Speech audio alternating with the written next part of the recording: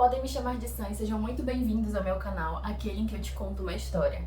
Todas as informações contidas nesse caso foram retiradas de notícias jornalísticas e principalmente de um documentário chamado Um Pesadelo Americano, que vocês podem assistir na Netflix.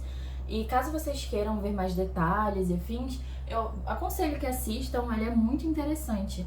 E dados os devidos esclarecimentos, vamos à história de hoje.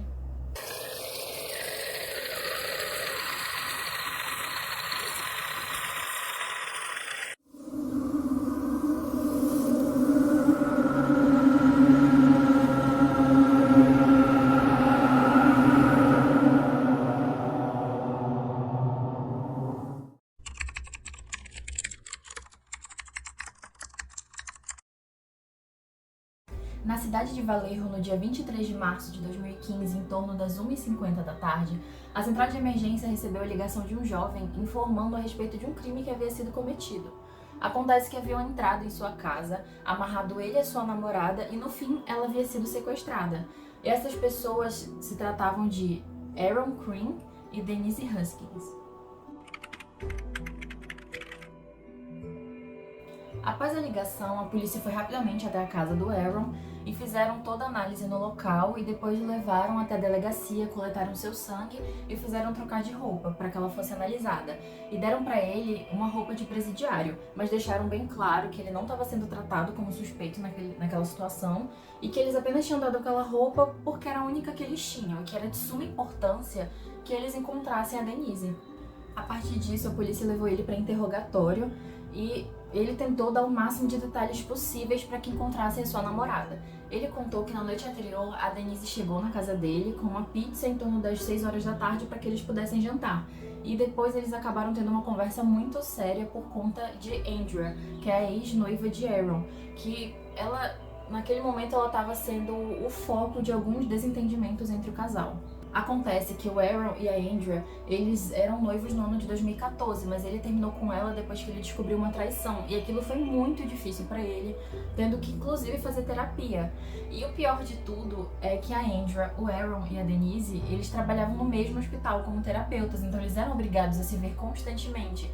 E tudo piorou depois que a Denise, ela pegou o celular do Aaron e viu mensagens dele com a ex-noiva, em que dava-se a entender ali que ele estava querendo reatar com ela. Só que depois de uma discussão com a Denise um tanto acalorada naquela noite, o Aaron e ela acabaram se entendendo, ele prometeu, pediu desculpas, né? Disse que ia continuar ali com as terapias, que ele amava ela, queria continuar com aquele relacionamento, e os dois foram dormir. Continuando a relatar o que havia acontecido naquela noite, Aaron disse que ele foi acordado por uma luz muito forte e lasers passando. Em seguida, estranhamente, ele viu o assaltante o chamar pelo nome e mandou ele ficar de bruços na cama, mandando a própria Denise amarrar seus braços. E depois colocou nele óculos de mergulho escurecidos e fones com uma certa música tocando. Depois deu sedativos para ele, dizendo ali que era só para ele se acalmar, mas o nervosismo era tão grande que Aaron ele começou a tremer e pediu um cobertor para o assaltante. E foi muito estranha a resposta. O assaltante ele disse que pediu desculpas e disse que nem tinha percebido como estava frio naquela noite porque ele estava usando roupas de mergulho. Em seguida, o assaltante ele levou a Denise para um outro quarto e levou o Aaron para o sofá na sala. E disse para ele que eles tinham um problema, porque acontece que o objetivo dele, inicialmente, era sequestrar a Andrea, a ex-noiva de Aaron. Mas mesmo assim ele disse que ele ia continuar, ia levar a Denise mesmo, porque ele acreditava que ia compensar o esforço depois que Aaron pagasse a quantia de $15 mil. Depois, os assaltantes eles deixaram bem claro que Aaron não poderia sair daquele sofá e apontaram para a parede e mostraram que tinha uma câmera ali virada para ele, que ia observar ele a todo momento. Que se ele saísse de uma marcação que eles haviam deixado no chão, ao redor do sofá, eles iam machucar a Denise. Depois disso, eles pegaram o carro do Aaron e o som do carro indo embora foi a última coisa que ele chegou a escutar, porque foi nesse momento que os sedativos fizeram efeito. Quando o Aaron acordou, já tinham se passado 6 horas desde o sequestro da Denise. E ele ficou ali nervoso, né? Ele não podia sair daquele sofá. Até que ele recebeu uma mensagem do assaltante dizendo que só iam soltar a Denise se ele fizesse o pagamento de $15 mil em espécie e que ele não poderia chamar a polícia. O Aaron, assim, ele ligou desesperado pro banco para tentar retirar esse dinheiro, mas só foi permitido que ele retirasse $3.500. E ele informou isso pro assaltante. Só que depois disso, ele não teve mais resposta, o que deixou muito mais nervoso, e ele se deu conta de que não podia confiar naquela pessoa. E por causa disso, ele decidiu logo ligar pra polícia para tentar resolver aquilo o mais rápido possível. Assim, depois de escutarem o Aaron, a polícia decidiu fazer uma coletiva de imprensa para contar para as pessoas ali pra cidade o que tinha acabado de acontecer, para que ajudassem também nas buscas, né, caso alguém tivesse visto alguma coisa. Só que não demorou muito para suspeitas caírem sobre o Aaron, porque o crime só havia sido relatado 12 horas depois de ocorrido, e esse tipo de crime normalmente não é cometido por pessoas estranhas. A polícia ela não poupou esforços para tentar encontrar a Denise. Eles usaram cães farejadores, mergulhadores e reviraram a casa do Aaron, só que não acharam absolutamente nada, o que só piorou a situação dele, porque para a polícia eles já estavam procurando um corpo. Então, assim, eles só achavam que o Aaron tinha inventado uma história muito absurda, ligado para a polícia, tudo isso para esconder o fato de que ele havia assim machucado a Denise. Afinal, é sempre o namorado. No interrogatório, a polícia deixou bem claro pro Aaron que eles não acreditavam que a Denise tinha sido sequestrada, mas sim que algo muito ruim tinha acontecido naquela casa. Quem sabe eles tivessem tido uma overdose utilizando alguns remédios do trabalho. Ou quem sabe o Aaron tivesse dito o nome da ex durante o sexo. Mas o ponto é, Aaron tinha matado Denise pra eles. Era isso que estava acontecendo. Então, assim, eles deixaram bem claro pro Aaron que quanto mais cedo eles encontrassem esse corpo, melhor seria pra ele. Porque com o tempo passando, o corpo ia apodrecer e mais monstruoso ele ia parecer. Aaron continuou a afirmar que ele não tinha feito nada com a Denise, que os policiais estavam errados. Então eles logo submeteram um teste de polígrafo e mal terminou o teste, eles falaram que não tinha dúvidas nenhuma de que ele havia falhado nesse teste. Então, eles continuaram forçando ali o Aaron e falaram que ele ia perder todo o respeito da família. Até porque quem que teria qualquer compaixão com um cara que estrangulou e matou a própria namorada e largou o corpo em algum lugar? Naquele momento, o Aaron já estava aos prantos e vendo o caminho que aquilo estava levando, ele decidiu logo chamar por um advogado, viu que ali as coisas não iam se resolver, e foi assim que Dan Russo entrou nessa história. O advogado criminalista, ele disse que nunca tinha visto nada como isso, que basicamente se tratava de um jovem de classe média que tinha muita fé na polícia, mas que já tinha 18 horas que ele estava sendo interrogado por um crime e que parecia mais que ele estava sendo usado ali como um bode expiatório. O Dan, ele falou que quando ele chegou na delegacia, o Aaron, ele tava pálido, acabado, dava pra ver que ele tinha chorado muito e falou pros policiais, olha, vocês já colheram material genético do meu cliente e se vocês não vão prender ele, ele vai agora embora comigo. E foi o que aconteceu, ele levou o Aaron logo pro seu escritório e fez ele contar toda a história que ele tinha contado para os policiais, para ele e para sua sócia. E os dois, vendo toda aquela situação, como o Aaron estava, eles decidiram acreditar nele e levar ele como uma vítima em toda essa história. E assim, o Aaron, ele sempre foi muito honesto sobre todo o relacionamento dele com a Andrea, como que aquilo prejudicou o relacionamento dele com a Denise até certo ponto. Então é óbvio que aquilo sim poderia ser visto como motivo em potencial. E caso a Denise fosse achada morta, a polícia ia cair em cima do Aaron.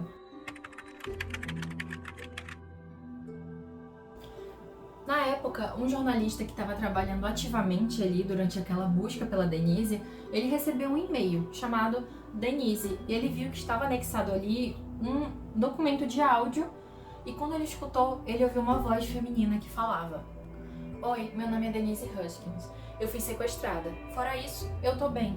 O meu primeiro show foi do Blink-182. Hoje, mais tarde, um avião caiu nos Alpes. 158 pessoas morreram." Não tinha como o jornalista saber a respeito da veracidade daquele áudio, então ele logo entrou em contato com a polícia e enviou esse documento para que eles pudessem chamar a família da Denise para identificar sua voz. E assim que os pais dela escutaram o áudio, eles logo se emocionaram, porque pelo menos assim eles sabiam que a filha deles estava viva. Só que com isso, a polícia precisava de mais detalhes, precisava conversar mais. Chamaram Aaron para outro interrogatório e chamaram a mãe da Denise. perguntando se ela tinha alguma informação, qualquer coisa que pudesse ajudar no caso. Estranhamente, ela lembrou de quando a filha foi abusada, quando mais nova.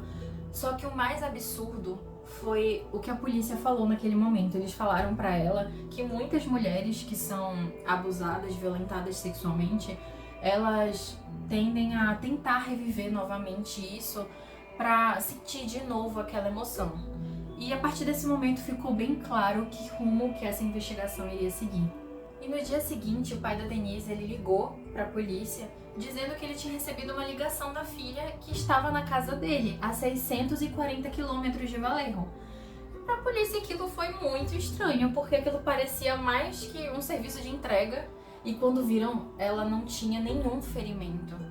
E a mídia, né, ao chegar lá, filmar ela tava com um capuz cobrindo o rosto, e para eles ela tava parecendo mais uma suspeita do que uma vítima.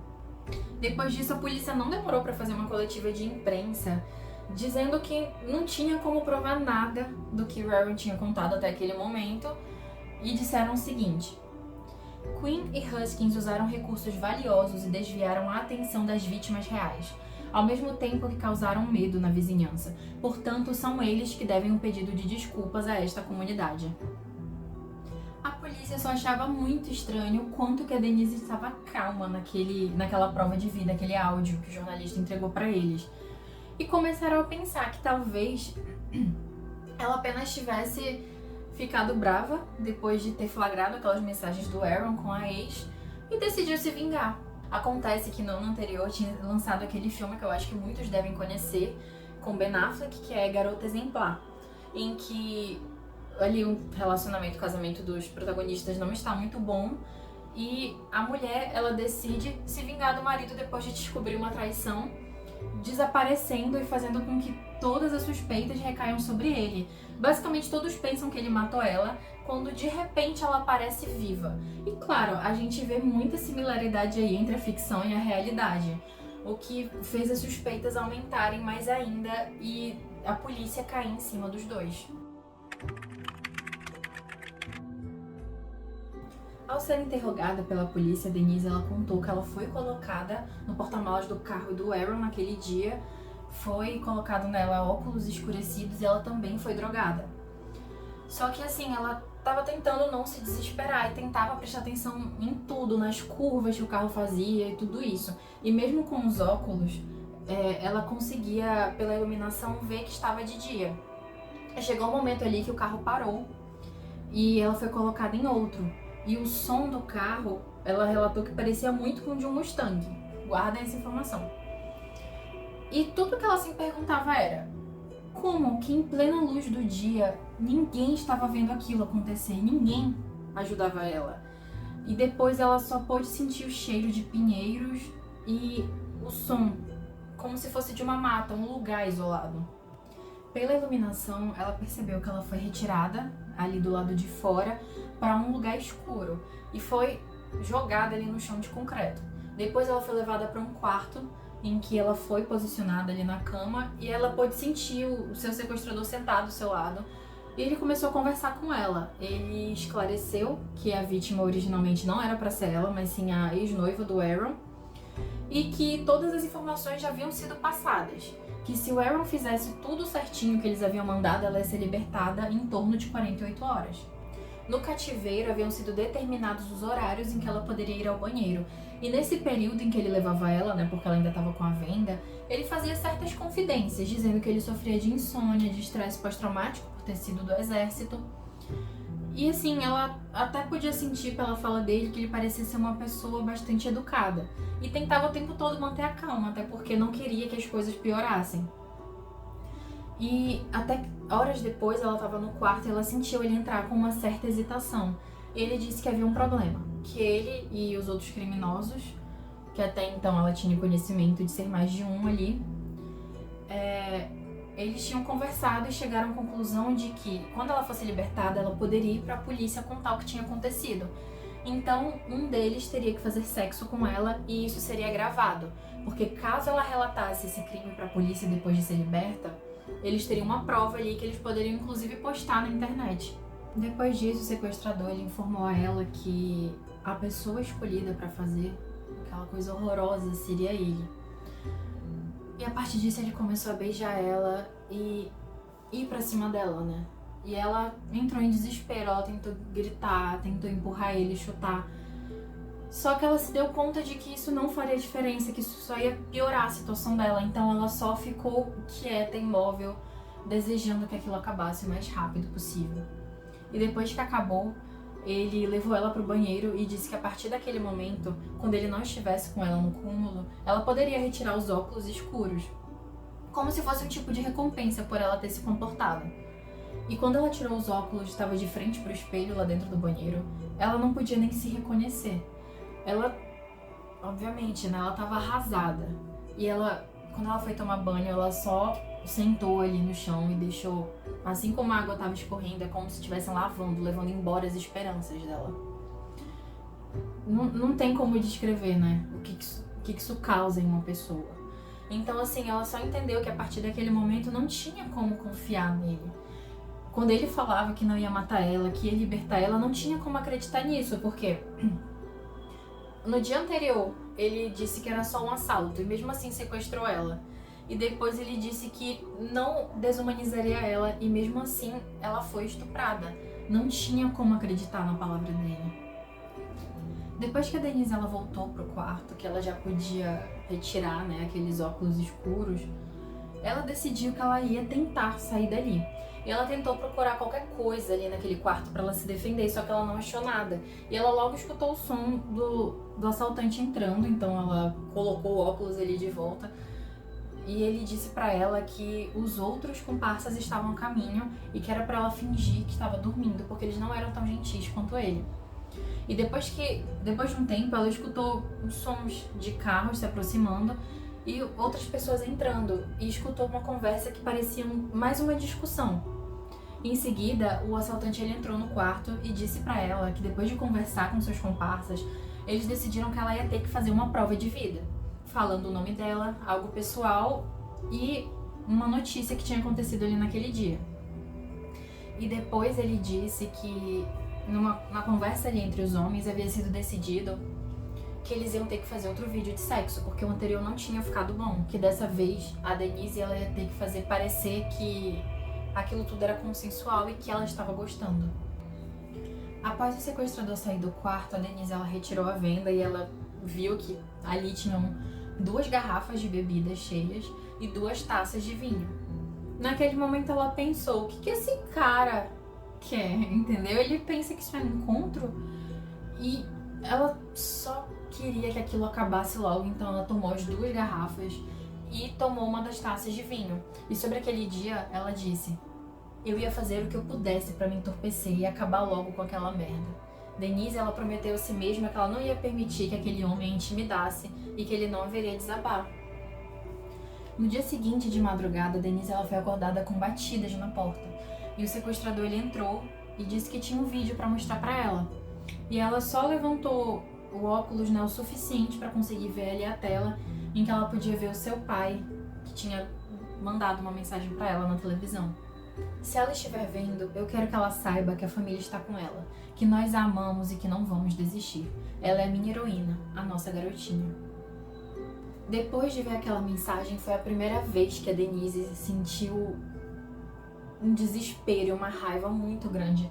Ainda mais depois que ele colocou a mão nas costas dela, como se estivesse querendo consolar ela, né?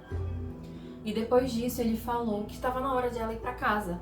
Só que ele não ia deixar ela em Vallejo, porque estava cheio de policiais procurando por ela, mas que ia deixar ela na cidade em que o pai dela morava, que ficava a 640 quilômetros de lá.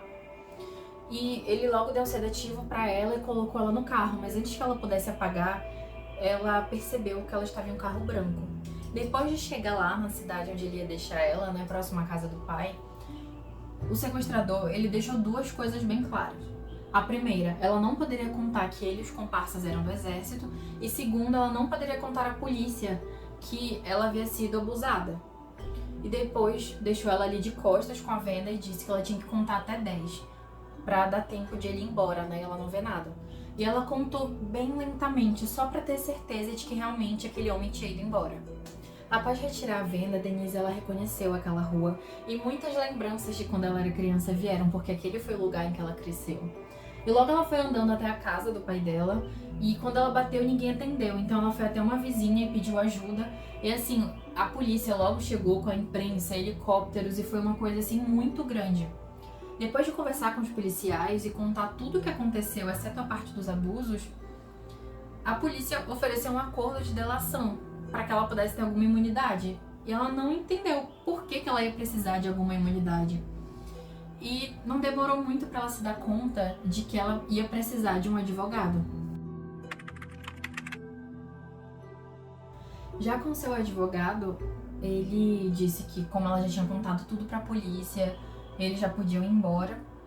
E ele deixou bem claro para Denise que a polícia estava com a intenção de fazer acusações contra ela e o Aaron.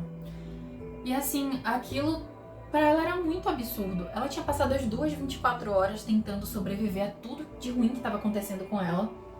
E agora ela estava tendo que provar que ela não era uma mentirosa.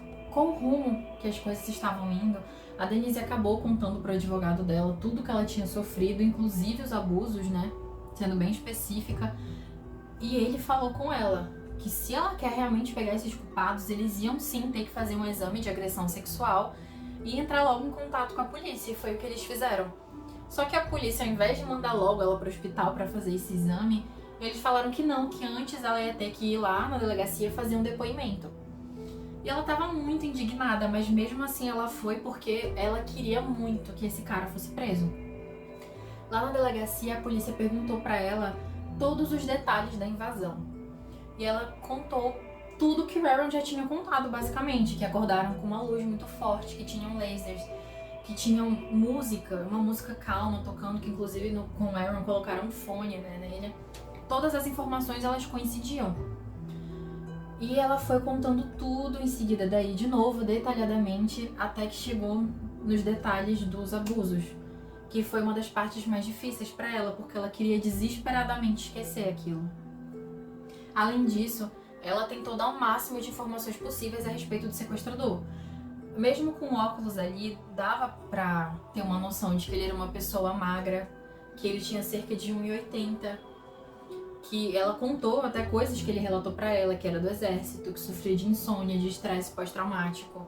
Tudo que ela podia lembrar, que ela podia dar de detalhe pra ajudar naquele caso, ela fez. A Denise, depois de relatar tudo aquilo, ela pensou realmente que a polícia estava acreditando nela. Só que eles começaram a perguntar se ela já tinha entrado naquele porta-malas, por que ela não teve certas reações ali durante todo o crime. Então ela viu que realmente ela estava sendo colocada como uma criminosa naquela situação. E depois o advogado dela, ele conversou com o advogado do Aaron e contou que as informações que ela deu coincidiam com tudo que o Aaron tinha falado e que ela estava indo pro hospital fazer aquele exame de agressão sexual, que deixou o Aaron arrasado, porque foi o momento em que ele soube que a sua namorada tinha sido violentada. No hospital, logo foi constatado que a Denise ela tinha microlesões no colo do útero, o que provava ali que ela havia tido relações sexuais nos últimos 2 dias. Então ali estava a prova material do que ela tinha falado. E ela pensou que, nossa, finalmente a polícia vai acreditar em mim. Só que depois que ela voltou para a sala com os policiais no interrogatório, ela foi massacrada, eles não tiveram qualquer compaixão. Deixaram claro que haviam muitas inconsistências em toda a história. Que o que ela estava cometendo era um crime, mentir para um agente federal, era um crime federal que ela estava fazendo, que ela ia ser acusada por isso. E naquele momento ela só conseguia ficar lá sentada, atordoada, sem entender o que estava acontecendo. Estavam ali as provas materiais de tudo que ela estava falando. Como que eles poderiam afirmar que haviam inconsistências ali? Só que ali o advogado da Denise, ele deixou bem claro para os policiais que não tinham qualquer inconsistência, que de onde que eles poderiam estar tirando aquilo. E o engraçado foi a resposta que o policial deu. Ele perguntou se o advogado já tinha assistido o filme Garota Exemplar. O que deixou tudo muito mais absurdo. Como é que eles poderiam pegar um filme, uma ficção, e achar que aquilo poderia ser uma realidade? Como que eles poderiam pensar que um filme com Ben Affleck se aplicava ali naquele caso? Que a Denise e o Aaron estavam fingindo essas coisas o tempo todo, que aquilo não passava de uma encenação. E a Denise, ela naquele momento, ela só conseguia pensar no quanto ela queria ver o Aaron. Enquanto ela estava no cativeiro, ela só pensava nele, porque mesmo com aquela briga que eles tinham tido, ele disse que amava ela, ele estava fazendo terapia e disse que tudo em relação a ex tinha ficado para trás e que ele queria ficar bem, que os dois ficassem bem para eles realmente ficarem juntos. Só que ela tinha muito medo que depois de tudo que aconteceu com ela nos abusos, que ele visse ela de maneira diferente. Quando os dois finalmente se encontraram, eles se abraçaram e a Denise entrou aos prantos, pedindo como se fosse desculpas pelo que tinha acontecido, dizendo que ela foi obrigada. E o Aaron, ele acalmou ela, tranquilizou, disse que obviamente ele sabia disso. E a Denise, ela disse que não queria que aquilo fosse uma desculpa pra ele continuar com ela, mesmo que ele não quisesse mais, né? Só que ele disse que ele queria sim ficar com ela, que ele amava ela e que ele ia fazer de tudo a partir daquele momento pra proteger ela e apoiar os dois. Contudo, mesmo os dois juntos ali, eles ainda tinham muito medo, porque a polícia não estava focando em achar os sequestradores, a polícia só estava focando em acusar eles e culpar eles de um crime que eles não cometeram. Então eles tinham medo que os sequestradores aparecessem novamente e machucassem eles.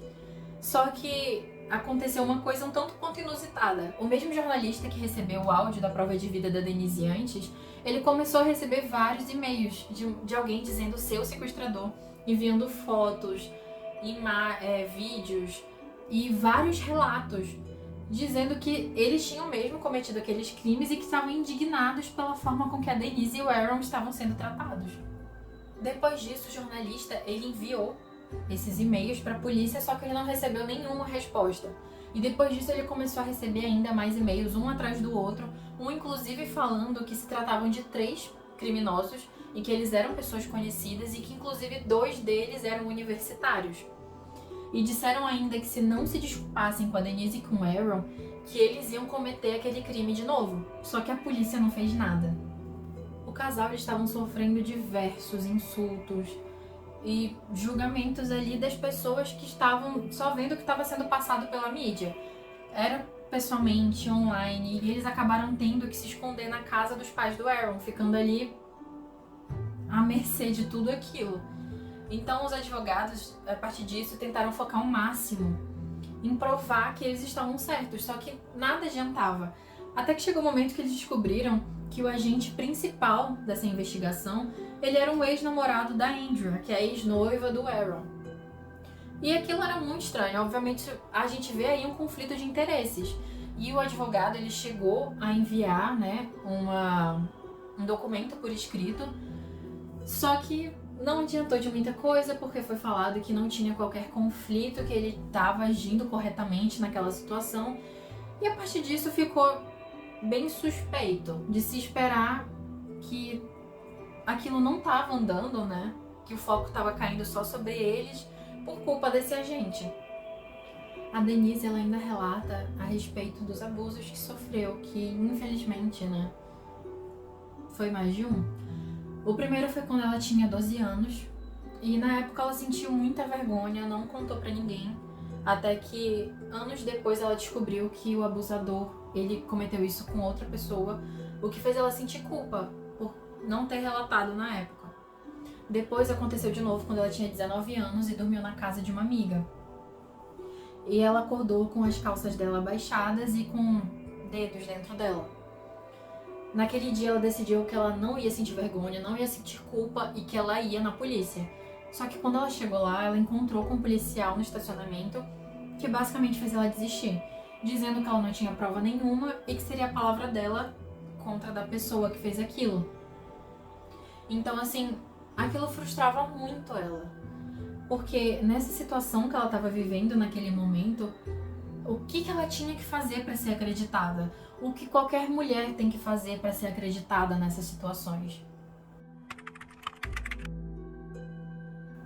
10 semanas depois da libertação da Denise na cidade de Dublin, aconteceu uma ligação no centro de emergência em que uma mulher estava escondida no banheiro da casa dela, isso foi de noite, pedindo para a polícia ir correndo para a casa dela porque o marido dela estava lutando contra criminosos que haviam invadido a sua casa e estavam tentando levar a sua filha. O pai, ele já estava todo ensanguentado quando a polícia chegou, ele tinha conseguido ajudar a filha e o criminoso tinha fugido, deixando para trás fita adesiva, abraçadeiras e um celular. A polícia pegou esse celular, né, e foi ver a quem pertencia. Eles conseguiram entrar em contato com uma senhora que atendeu o telefone, dizendo que aquele celular pertencia ao filho dela, Matthew Muller, que se tratava de um ex-fuzileiro e que fez direito em Harvard. Quando eles puxaram ali a ficha dele, criminal, eles viram que tinham muitas coisas que envolviam agressões sexuais. O que fez a polícia concluir que o objetivo dele naquela casa em Dublin era basicamente amarrar os pais e abusar a filha deles de 22 anos. No telefone com a mãe do Muller, a polícia não contou pra eles, né, que eles eram policiais. Eles falaram ali que eram apenas alguém que tinha encontrado o celular dele e queriam devolver. Então eles perguntaram onde que ele poderia ser encontrado e ela disse que ele estava na casa dela, em um chalé, em South Lake Tahoe.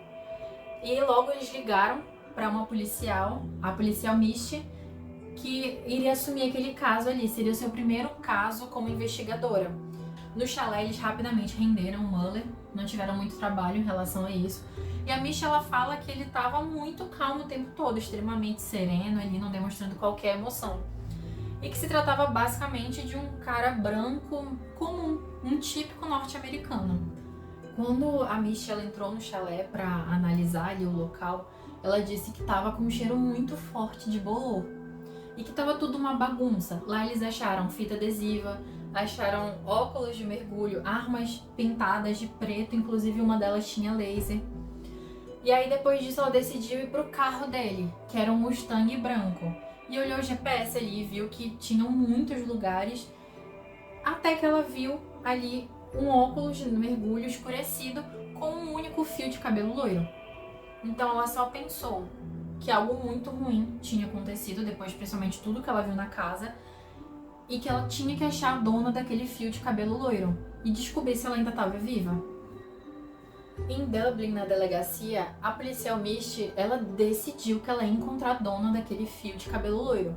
E ela começou a ver vários casos que não foram solucionados, em que se tratavam de abusos, né? Ou que não efetivamente ocorreram os abusos, mas que mulheres foram violentadas de alguma forma.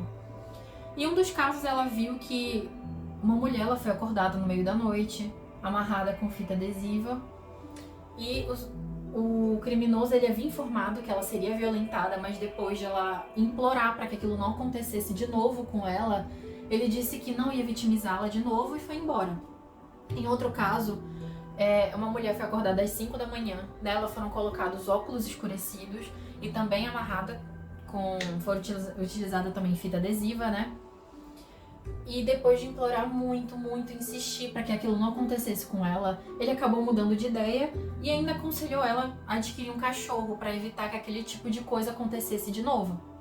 E depois de ela entrar em contato com a polícia e contar aquilo que tinha acontecido, a polícia perguntou se aquilo não passava de um pesadelo. E ela mostrou as marcas no corpo dela e disse: como que isso aqui seria um pesadelo? Olha o que ele fez comigo, né? Então, assim, e a polícia não dava credibilidade para as mulheres em que passavam por essas situações. A polícia, inclusive, chegou a falar com o namorado dessa última vítima, perguntando se ela tinha o hábito de mentir, de querer chamar a atenção. Ao analisar todas aquelas provas e ver que nenhuma daquelas vítimas era uma mulher loira, a Misty, ela decidiu se voltar pro carro, pro Mustang branco. E ela viu que era um carro roubado de valerro, então ela entrou em contato com a polícia, informou que tinha adquirido aquele carro ali em uma invasão, explicou toda a situação, e a polícia logo interrompeu ela, perguntando se ela já tinha ouvido falar da história do tarado de Mare Island. Acontece que Mare Island fica conectado a Vallejo por uma ponte. É um bairro bastante tranquilo, só que lá estudantes universitários começaram a relatar que um homem ficava tirando foto delas pela janela, ficava incomodando elas e fazia isso e depois saía correndo.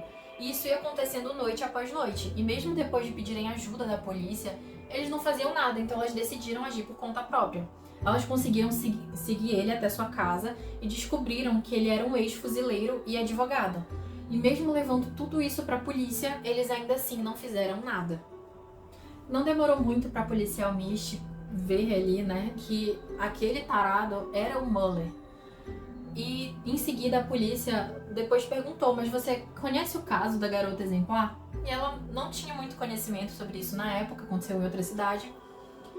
E eles contaram que foi o caso de uma garota que foi sequestrada em uma casa próximo aonde aconteceram isso com os estudantes. E contaram toda aquela situação e afins. E a Misty, o que deixou mais chocada foi quando ela viu a foto da Denise e viu aqueles cabelos loiros, longos. E tava ali, ela tinha achado a vítima que ela tanto procurava. E ficou feliz que tava viva, né? Porque ela tinha medo de encontrar alguém que já estaria morta. Mas o que mais deixou ela triste foi ver o que a mídia estava fazendo com ela e seu namorado, que estavam sendo tratados como mentirosos e criminosos naquela situação. Eles estavam sendo totalmente desacreditados. A Misty, ela não perdeu tempo e entrou em contato com as autoridades de Vallejo, falando que ela tinha prendido um suspeito, né, que poderia ser a pessoa que cometeu os crimes com a Denise e o Aaron, só que avisaram que aquilo tinha sido enviado para o FBI, que não era mais um caso deles. Então ela tentou entrar em contato, demorou um pouco, mas finalmente ela conseguiu. E eles basicamente só falaram para ela enviar o que ela tinha, que eles iam analisar. Aquilo foi muito frustrante para ela. Mais um tempo depois, a polícia viu as fotos ali e o que deixou eles muito surpresos foi a arma que eles tinham encontrado. A arma com laser, porque era igual a da foto que tinha sido enviada para o jornalista antes. E também quando eles viram aqueles óculos escurecidos com fio loiro. Então, assim, naquele momento a polícia viu que realmente eles poderiam ter tratado aquele caso de uma maneira um tanto quanto errônea e que eles tinham que investigar mais essa história, né? Com esse novo posicionamento dos policiais, logo a mídia, né, tomou conhecimento disso e foi divulgado que o suspeito daquele crime tinha sido pego. E quando o Aaron e a Denise viram uma foto, né, dele, a Denise disse que ela sentiu bastante enjoo. E quando viu um vídeo em que ela pôde escutar a voz dele, né, ela rapidamente reconheceu que sim, foi a pessoa que fez tudo aquilo com ela. E ela só podia sentir raiva e frustração. Por que eles não foram levados a sério desde o início? Em conversa com os policiais, o Mueller, ele alegou que ele era bipolar e que sofria de uma síndrome da Guerra do Golfo, que é uma doença que ela acomete os veteranos da Guerra do Golfo, de 1991, em que estiveram presentes próximo a áreas de conflito ou de destruição de depósitos de armas químicas, o que acarreta em sintomas como a depressão, perda de memória e problemas de pele. E posteriormente, ele chegou inclusive a trabalhar como advogado de imigração em São Francisco, mas perdeu a licença naquele mesmo ano. Naquele ponto já estava bem nítido que a polícia não se esforçou em nada para procurar o Mueller, que eles só se empenharam em jogar toda a culpa em cima do Aaron e da Denise. Tanto que, voltando, né, ao que aconteceu antes, eles descobriram que quando o Aaron fez o teste do polígrafo, que eu falei antes, que a polícia logo disse que ele tinha falhado no teste, na verdade o teste deu inconclusivo, ele não falhou necessariamente no teste. E já a Denise, eles falaram que não tinham qualquer prova de que aquilo não havia sido sexo consensual, sendo que é de conhecimento geral, né, que nem todo estupro causa danos físicos. Além disso, quando o Aaron foi levado para a delegacia, ele disse que o sequestrador ia entrar em contato com ele pelo seu celular. E mesmo assim, os policiais colocaram o celular no modo avião. E só foram ligar o celular de novo no dia seguinte, quando viram que tinham 2 chamadas perdidas. Chamadas essas que eram rastreáveis. E que, quando eles foram ver de onde foi feita essa ligação, foi feita a 200 metros de onde a Denise estava em cativeiro. Ou seja, se a polícia realmente tivesse agido adequadamente, dava sim para ter evitado o segundo abuso da Denise. E o que mostrou ainda mais a incompetência do FBI foi o fato de que depois disso tudo eles ligaram, né, pro casal, avisando que eles só iam fazer acusação contra o Mueller, que ele seria colocado ali como o único culpado, que não iam mais atrás de nenhum outro suspeito, ainda que os dois soubessem que tinham mais pessoas envolvidas e que o próprio jornalista recebeu e-mails do Mueller dizendo que haviam mais pessoas envolvidas nesse crime, né? A Denise mesmo escutou na casa enquanto ela estava em cativeiro, ela escutou os carros, escutou outras pessoas conversando, mas eles falaram que não iam fazer nada em relação a isso. Esse mesmo jornalista, ele relata que quando ele viu o casal em público, não falaram nada, mas as emoções deles falaram por si. E ainda, ele lamentava que ele tinha tomado parte de toda essa repercussão, porque ele reconhecia que a mídia, né, havia feito eles viverem no inferno. E que eles tinham uma parcela de culpa nisso. E quanto à investigadora Misty, ela chorou e sentiu muito alívio quando ela viu que a Denise ela tinha ganhado credibilidade e que não estava mais sendo taxada de mentirosa. No julgamento, foi a primeira vez que a Denise e o Aaron ficaram de frente a Matthew Muller. E lá ela disse que ela conseguiu se reencontrar e sentir que justiça ia ser feita. E ela disse: Matthew Muller, agora que estamos frente a frente, olhos nos olhos, eu sou Denise Hutchins, a mulher por trás daquela venda. No fim, o Muller ele foi condenado a 40 anos de prisão pelos crimes de roubo, sequestro e estupro. Mas, infelizmente, ele não sofreu qualquer acusação referente aos outros crimes que a investigadora Mish chegou, a comentar sobre eles. Ou até mesmo pelo crime que ele ficou conhecido como tarado de Mare Island. E ainda, ele nunca chegou a revelar do porquê que a Denise não era o alvo principal, mas sim a ex-noiva do Aaron. No ano de 2016, a Denise e o Aaron, eles processaram a cidade de Vallejo pelo crime de difamação e acabaram fazendo um acordo de 2,5 milhões de dólares. Mas a cidade não admitiu ter cometido qualquer erro, os policiais chegaram a pedir desculpas, mas não foi nada demais assim. Inclusive, um dos agentes, no caso, recebeu o prêmio de policial do ano. No fim de 2017, a investigadora Mish, ela finalmente foi atrás para encontrar o casal pessoalmente, E a Denise, ela deixou bem claro para ela que, desde o início, que os dois queriam era alguém para eles poderem chamar de herói, um policial de verdade. E eles puderam encontrar isso na Misty. Quanto a Denise e Aaron, eles se casaram e se mudaram para o litoral. Poucos anos depois, em 2020, eles tiveram sua primeira filha, Olivia. E no ano seguinte publicaram um livro contando a sua história, chamado, em tradução, Vítima F, de vítimas de um crime a suspeitos e sobreviventes. Depois, eles tiveram mais uma filha, que chamaram de Naomi. A Denise, ela diz que quer que as suas filhas conheçam seu valor e que nunca deixem que ninguém imponha isso a elas. Quanto a Aaron, ele disse que a família está completa e que quer que as suas filhas cresçam e sejam como a mãe delas. Esse caso é mais um exemplo da necessidade de mudança a respeito de como os policiais pensam, como muitas coisas funcionam nas investigações. Como é possível que demorou tanto para verem que eles eram vítimas? Pessoas que claramente eram vítimas. Como que esse caso só foi realmente solucionado como deveria depois que uma investigadora mulher entrou nessa situação? De acordo com informações divulgadas esse ano pelo Fundo das Nações Unidas da Infância, cerca de 370 milhões de meninas e mulheres sofreram alguma violência sexual. E ainda, de acordo com a Organização Pan-Americana da Saúde e estimativas publicadas pela Organização Mundial da Saúde, aproximadamente 1 em cada 3 mulheres nas Américas foram vítimas de abusos e demais violências sexuais por parte de seus companheiros e não companheiros. De acordo com uma matéria divulgada pela BBC, muitas mulheres elas não denunciam seus abusos por conta dessa questão de serem totalmente desacreditadas, até porque se trata de um crime que ele é de difícil comprovação, que normalmente acontece entre 4 paredes e que dificilmente vai ter testemunhas.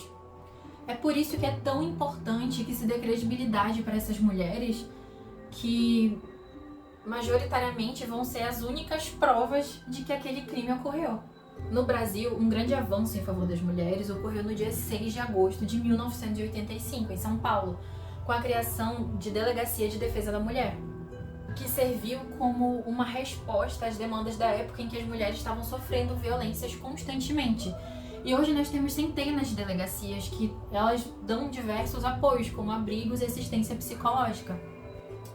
Se você, mulher, estiver precisando de ajuda, lembre que se for uma emergência imediata, ali o momento do crime, você pode ligar para o 190. Mas se for algo que você queira relatar posteriormente, você pode estar indo até uma delegacia especializada em atendimento à mulher ou até mesmo entrar em contato com a central 180. Não tenha medo, não se cale. Esse tipo de coisa tem que ser denunciada. E eu digo isso por experiência própria. Não é perfeito, claro, nada é perfeito, mas certas coisas ainda funcionam e é muito melhor que se não tivesse, realmente. E no meu caso, eu acompanhei uma pessoa de perto, uma pessoa próxima a mim, acompanhei ela em todo o processo. A gente chegou na delegacia, fomos atendidas por mulheres. O apoio, foi muito, muito bom. Em menos de 24 horas, em um domingo, a gente já teve a resposta sobre o deferimento de uma medida protetiva que começou a valer naquele dia.